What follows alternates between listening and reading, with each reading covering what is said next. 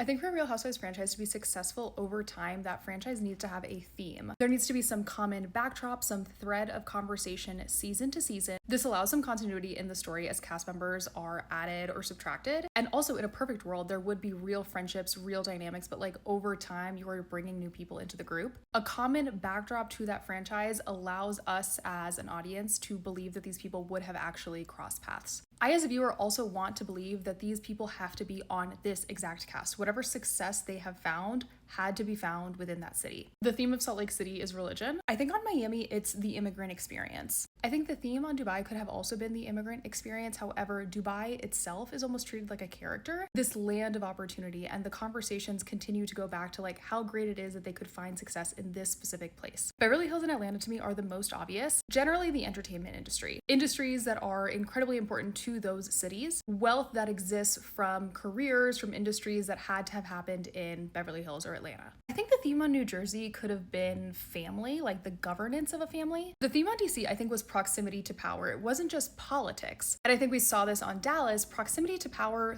through charity, so like social power. The first time I spoke about this, I got some comments that the theme of Potomac would have also been proximity to power socially through charity events. There's also the layer of Black women existing around white spaces. I think the reason the New York reboot fell flat for a lot of people is because there was no unifying theme. A lot of the complaints that people had about the reboot was that we as an audience could not believe that these people would have naturally become friends, cross paths. There's no like social unifier, and it's not enough for the theme to just be like new money in New York, like careers in New York people, because that's not wealth that has to exist because of the city. Very different from Atlanta or Beverly Hills. Also, in case it wasn't obvious, like this is not anything concrete. I'm not a producer. I've never worked in television. I have professionally worked in community dynamics. But also, if we're just meeting, my name is Laura. I like to share women's stories on this app. So especially in the context of reality television, I'm really interested in like what makes women interact in the way that they do over time. I'm also obviously just someone who like overanalyzes everything. So this is not like a theory or anything concrete. This is like my personal observation. I would love to know your thoughts.